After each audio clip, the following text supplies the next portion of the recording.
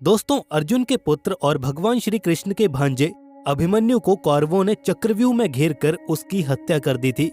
गुरु द्रोणाचार्य द्वारा बनाए गए इस चक्रव्यूह के अंतिम चरण पर अभिमन्यु के ऊपर एक साथ 7 महारथियों ने प्रहार किया था, जिसकी वजह से निहत्था अभिमन्यु उन महारथियों के सामने टिक नहीं पाया और वीर गति को प्राप्त हो गया था। इस घटना के बाद अभिमन्यु वीरता का एक उदाहरण बन गया और साथ में कौरव पाप के भागीदार बन गए। कम आयु के उस बालक के समक्ष कौरवों ने बिल्कुल भी दया नहीं रखी और क्रूरता से उसकी हत्या कर दी, क्योंकि अभिमन्यु कौरव सेनाओं का सबसे बड़ा दुश्मन था तथा उसने अनेकों कौरव सैनिकों का संहार किया था। इसीलिए अभिमन्यु को मारकर कौरव योद्धा स्वयं काफी संतुष्ट महसूस कर रहे थे। लेकिन अभिमन्यु अर्जुन का इकलौता वीर पुत्र नहीं था जिसको कौरवों ने घेर कर मार डाला।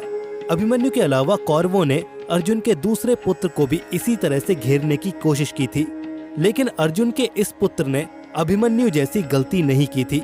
उसने सभी कौरव सेनाओं को मुंह तोड़ जवाब दिया था और उसने वो कारनामा करके दिखा दिया जिसे करने में अभिमन्यु भी असमर्थ रह गया था। तो आखिर कौन था वो अर्जुन का वीर पुत्र? क्या किया उसने उस दिन के युद्ध में और कैसे लिया उसने अपने भाई की मृत्यु का बदला? जानने के लिए इस वीडियो के अंत तक हमारे साथ जुड़े रहिए।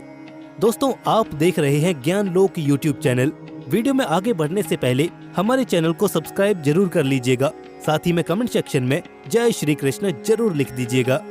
दोस्तों, अर्जुन का दूसरा पुत्र कोई और नहीं बल्कि इरावन था, जो कि वीरता में अभिमन्यु से थोड़ा भी कम नहीं था। इरावन हर तरह की युद्ध कलाओं में माहिर था, साथ में उसे हर तरह के अस्त्रों और शस्त्रों का भली भांति ज्ञान भी था। लेकिन उसकी मायावी शक्तियां उसे अन्य योद्धाओं से अलग करती थीं। वो एक मायावी योद्धा था, जिसकी वजह से वो बड़े से बड़े योद्धा और राक्षसों से भी लड़ने की क्षमता रखता था, क्योंकि उसकी माता एक नाग कन्या थी। उसका पालन पोषण उसी नाग कन्या उलूपी ने किया था। इसलिए इरावन एक विशाल नाग योद्धा के रूप में उभरा था। वो अपनी शक्ति के बल पर अनगिनत नागों की सेना को बुला सकता था। इसलिए इरावन महाभारत के युद्ध में पांडवों से लड़ने वाला एकमात्र ऐसा योद्धा था जिसको परास्त करना किसी साधारण कौरव के योद्धा के बस की बात नहीं थी। युद्ध में आते ही इरावन ने कौरव सेना में खलबली मचा दी। उसने अपनी युद्ध विद्या के बल पर अनेकों कौरव योद्धाओं को परास्त कर दिया और अकेले ही उसने कौरव योद्धाओं का अंत कर दिया था। जो कौरव योद्धा इरावन से हारता नहीं था, उसे इरावन अपनी मायावी शक्तियों के माध्यम से हरा देता था। इस प्रकार इरावन की माया विद्या और उसकी विशाल नागों की सेना का किसी के पास कोई तोड़ नहीं था। इसीलिए कौरवों ने उसे घेर कर मारने की योजना बनाई। इरावन के पराक्रम पर लगाम लगाने की योजना शकुनी ने बनाई थी। उसने अपने 6 भाइयों गज, गवाक्ष, शरभ, बिभु, सुबग और भानुदत्त के साथ मिलकर अगले दिन के युद्ध में इरावन को मारने की योजना बनाई। जब अगले दिन युद्ध शुरू हुआ और शकुनी के 2 भाइयों गज और गवाक्ष ने मिलकर अकेले इरावन को युद्ध करने की चुनौती दे डाली। इरावन भी किसी से कम नहीं था। उसने हंसते हंसते शकुनी के दोनों भाइयों की चुनौती को स्वीकार कर लिया, जिसकी वजह से उनके बीच बड़ा ही भयानक युद्ध हुआ। तभी शरभ और भानुदत्त ने इरावन पर पीछे से हमला कर दिया था, जिससे इरावन घायल होकर जमीन पर गिर गया था। लेकिन घायल इरावन ने हार नहीं मानी थी। वो तलवार के माध्यम से उन चारों से लड़ता रहा। तभी बिभु और सुभग भी युद्ध में घुस पड़े और इरावन पर भाले से हमला कर दिया, जिससे इरावन बुरी तरह से घायल होकर जमीन पर गिर पड़ा। उसे शकुनी के इन 6 भाइयों ने घेर लिया था और फिर वो हुआ जिसके लिए इरावन को जाना जाता है। इरावन ने अपनी माया विद्या के जरिए उनको चकमा दे दिया और अत्यंत बहादुरी के साथ लड़ते हुए शकुनी के सभी भाइयों का अंत भी कर दिया। ये देखकर न सिर्फ शकुनी बल्कि समस्त कौरव योद्धा भी दंग रह गए थे। उनके मन में इरावन का भय बैठ गया था। इस युद्ध के बाद कोई भी कौरव योद्धा इरावन से टक्कर लेना नहीं चाहता था। वो एक बार युद्ध में इरावन को हरा भी देते, लेकिन उनके पास इरावन की माया विद्या का कोई तोड़ नहीं था।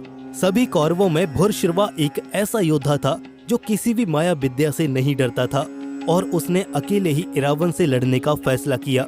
लेकिन तभी वहां भूरिश्रवा के 4 पुत्रों का आगमन हुआ।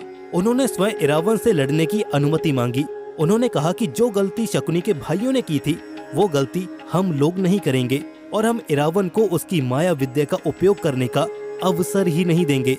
भूरिश्रवा अपने पुत्रों की इस बात से काफी खुश हुआ था। उसने अपने चारों बेटों को इरावन से लड़ने की अनुमति दे दी। जब अगले दिन युद्ध का आरंभ हुआ तब भूरिश्रवा के चारों बेटे इरावन पर टूट पड़े, लेकिन इस बार इरावन पहले से तैयार था।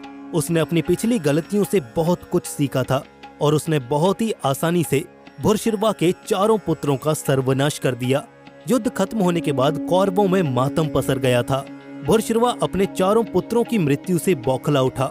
दुर्योधन से ये सब देखा नहीं जा रहा था और दुर्योधन ने अपने साले सुदक्षिण को युद्ध लड़ने के लिए तैयार किया। अगले दिन युद्ध शुरू होते ही कुछ ही क्षण में सुदक्षिण इरावन से भिड़ गया, लेकिन वो भी इरावन के हाथों मारा गया। इस तरह पांडवों का और खास तौर पर अर्जुन का अभिमन्यु की मृत्यु का बदला पूरा हुआ। लेकिन अंत में युद्ध के 8वें दिन इरावन की दुर्योधन के एक मायावी राक्षस द्वारा मृत्यु हो गई थी, किंतु इरावन ने मृत्यु से पहले अपने भाई अभिमन्यु की मृत्यु का बदला ले लिया था। इसके बाद भगवान श्री कृष्ण ने अर्जुन को भली भांति समझाया कि युद्ध संयम के साथ लड़ा जाता है। बदले की भावना से जब भी युद्ध लड़ा जाएगा तब उसका अंत होना निश्चित है। दुर्योधन ने भी बदले की भावना से इरावन को मारने के लिए एक एक करके अपने कुशल योद्धा भेजे, किंतु वो भी असफल रहे। इसीलिए युद्ध हमेशा रणनीति के हिसाब से ही लड़ा जाता है। भगवान श्री कृष्ण की इस बात से अर्जुन काफी सहमत हुए। इसके बाद उन्होंने युद्ध लड़ा और विजय भी प्राप्त करी। दोस्तों, फिलहाल इस वीडियो में इतना ही। हमारी इस वीडियो में बताई गई सारी जानकारी इंटरनेट पर उपलब्ध है। आप इंटरनेट के माध्यम से इन सभी जानकारियों को पुनः अच्छी तरह से प्राप्त कर सकते हैं। तो दोस्तों, दीजिए हमें इजाजत। फिर मुलाकात होगी आपसे एक और रहस्यमयी जानकारी के साथ। तब तक के लिए जय श्री कृष्ण। भगवान श्री कृष्ण की कृपा आप और आपके परिवार पर सदैव बनी रहे।